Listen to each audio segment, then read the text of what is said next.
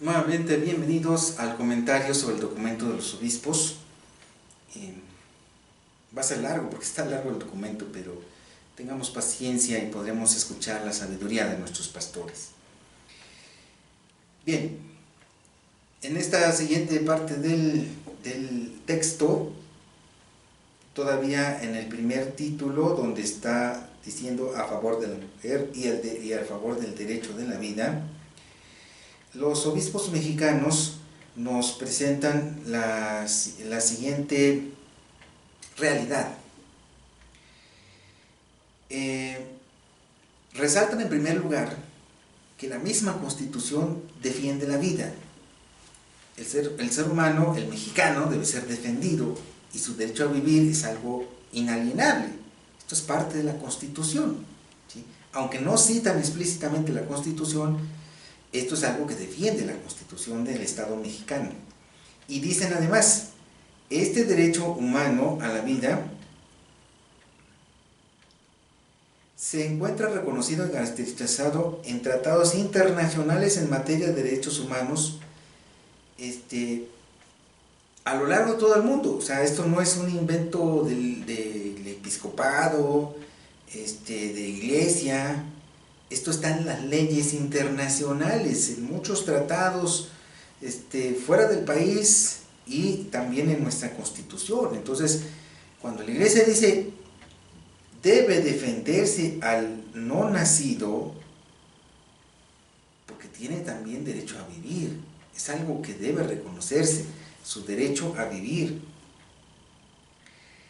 Y aquí hay otra parte importante donde dice, es muy peligroso que los mismos jurados de nuestra Suprema Corte magnifiquen el derecho de la mujer a decidir por sobre la protección constitucional del no nacido, ¿sí?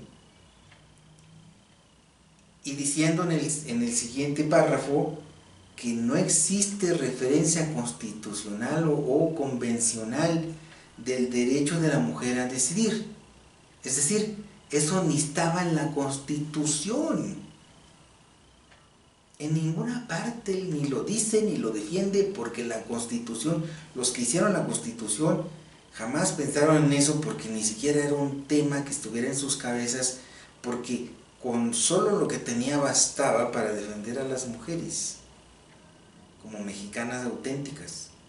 Por lo tanto, ese derecho de la mujer a decidir es algo, perdónenme que use yo esta expresión, que se inventaron con estas nuevas ideologías que pretenden ser muy progresistas, pero que al final de cuentas es un término nuevo que no existía, ¿sí?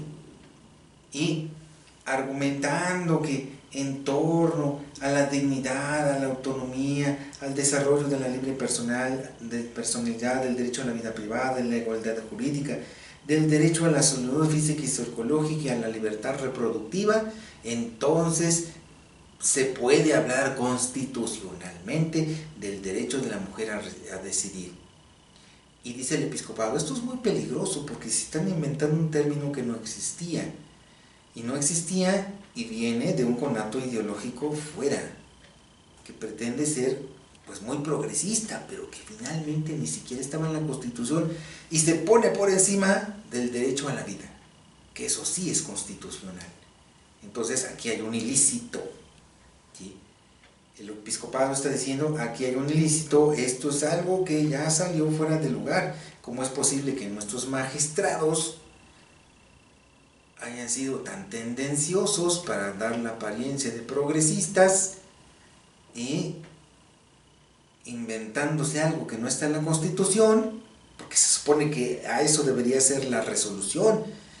Ah, pues la Constitución dice esto, entonces dictaminamos que aquello. Pues en ningún lado dice.